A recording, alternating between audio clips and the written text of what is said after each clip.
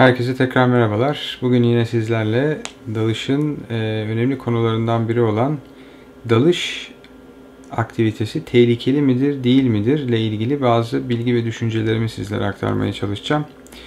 Öncelikle bu yeni başlayan arkadaşlarda çok fazla sorulan bir soru. Hani dalış yapıyorsunuz, tehlikeli değil mi? Özellikle halk içinde kulaktan kulağa duyumlarla bazen kulağıma geliyor işte aman dalıyorlar, vurgun yemiyorlar mı? Sanki normal bir şeymiş gibi diye böyle bir sürü sorular ya da bu konuyla ilgili ön yargılar olmakta aslında. Öncelikle dalışın tehlikeli olup olmaması tamamen kişinin eğitimine ve kişinin biraz da egosuna bağlı olan bir şey. Şimdi diyeceksiniz ki hani egonun burada ne alaka, ne önemi var? Çok alakası var. Çünkü egosu yüksek olan insanlarda bir kere özgüven patlaması oluyor. Ve dalış gibi riskleri olan bir aktivitede de eğer özgüveniniz çok yüksekse o zaman dalış çok riskli bir aktiviteye dönebiliyor. Bunu özellikle yeni başlayan arkadaşlar herhangi bir kuruma gittikleri zaman bir dalış merkezine, tabii bu konuda çok detaylı bilgi veren dalış merkezlerimiz de var ama genel konuşmak gerekirse birçok eğitmen dalışı şu şekilde anlatıyor. İşte dalış çok eğlenceli, çok güzel, inanılmaz bir duygu, bunu yaşamanız gerekiyor gibi böyle allandıra ballandıra anlatılıyor. Evet, çok eğlenceli bir şey ama o eğlence 2 dakika içinde de bir sıkıntıya, cehenneme bile dönebilecek bir şey olabiliyor. O yüzden buradaki sizin burada duruşunuz, nasıl bir eğitim aldığınız ve bu eğitim doğrultusundaki tecrübeniz ve tecrübeniz doğrultusunda da yaptığınız dalışlar dalışın riskini arttırıp azaltan bir durumdur. Eğer siz bu özgüven patlamasıyla yaşayıp biraz da bizim hani ülkenin de klasik bakış açısı da bu maalesef. İşte bana bir şey olmaz, ne olacak ki, ben dalarım, şöyleyim böyleyim, 10.000 tane dalışım var, şöyle eğitmenim, bunu böyleyim dediğiniz noktada hayatınızı çok büyük bir riske atmış oluyorsunuz. Çünkü doğanın hiçbir noktasında bizim ondan daha güçlü olabileceğimiz ya da bizim onu yenebileceğimiz gibi bir durum söz konusu olamaz. Hele bu suysa bunu birkaç kez daha düşünmek gerekiyor. Çünkü suyun gücü gerçekten çok inanılmaz ve sizin oradaki taşıdığınız kartlar, yıldızlar, eğitmenlik seviyeniz, binlerce dalışınızın olup olmamasının orada hiçbir önemi yok. Herkese muamele eşittir suda. Suyun gücünü kullanaraktan hareket etmeniz gerekiyor. Suyun altına da indiğimizde bizim orada misafir olduğumuzu hiçbir zaman unutmamamız gerekiyor.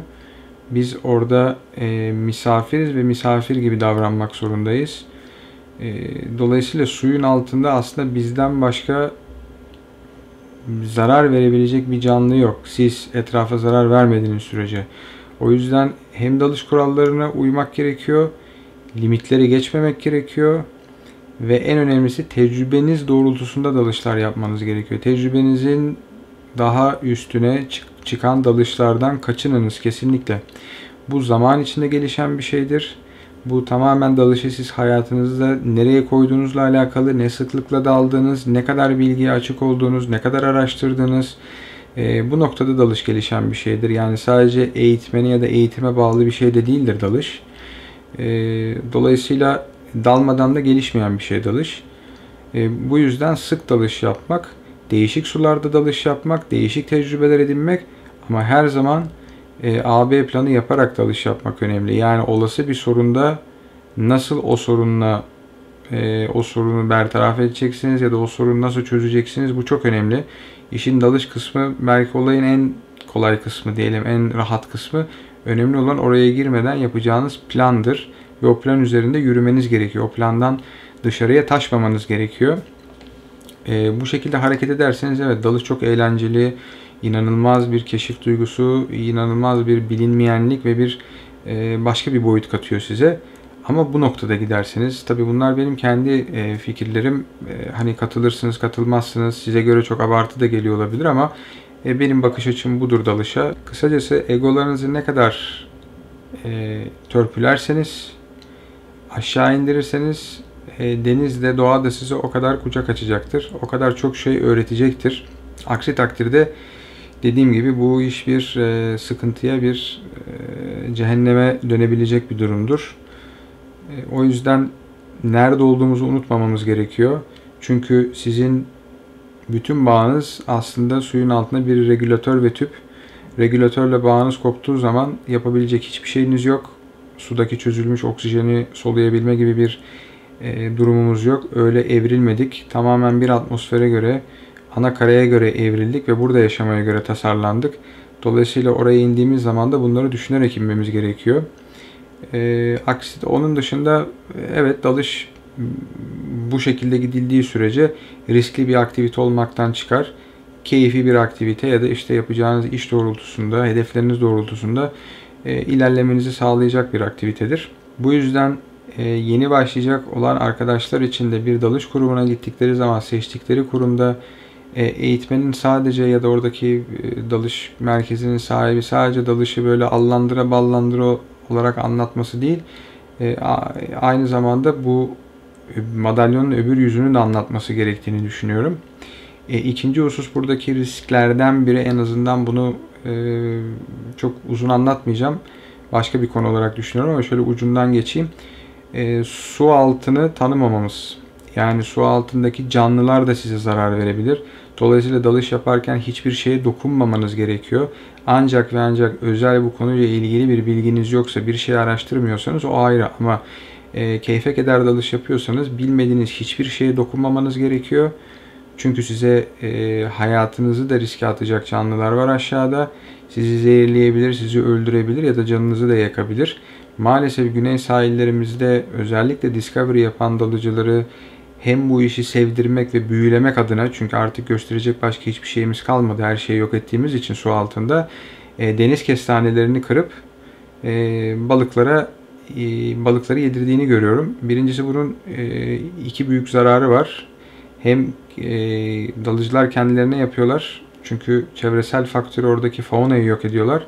İkincisi, o balıkların avlanma içgüdülerini yok ediyorlar. Çünkü o balığı siz her gün beslerseniz, ama deniz kestanesi olur ama başka bir şey olur, o balık her gün beslediğiniz saatte gelip sizden beslenmek için bekleyecektir orada, o küme ya da o balık silsilesi.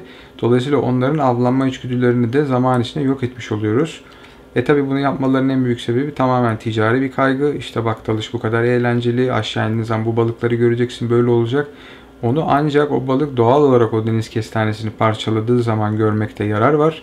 Ama tabi bu olasılığı yakalayamadıkları için işlerini garantiye alsınlar diye böyle bir yola başvuruyorlar. Bu tamamen yanlıştır.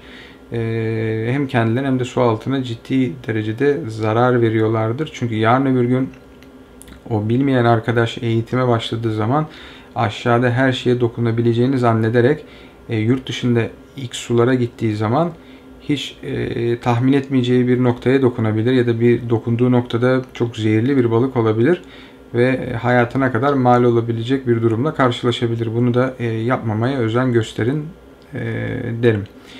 Benim bu konuyla ilgili söyleyeceklerim şimdilik bu kadar. Beni dinlemiş olduğunuz için teşekkür ederim. Kanalıma da abone olursanız gelecek olan videolardan da haberdar olmuş olursunuz. Aynı zamanda web sitem olan www.psalvatore.com'dan da bütün çalışmalarımı, yazılarımı okuyabilirsiniz. Sitemden de YouTube kanalıma erişim olmaktadır. Teşekkürler.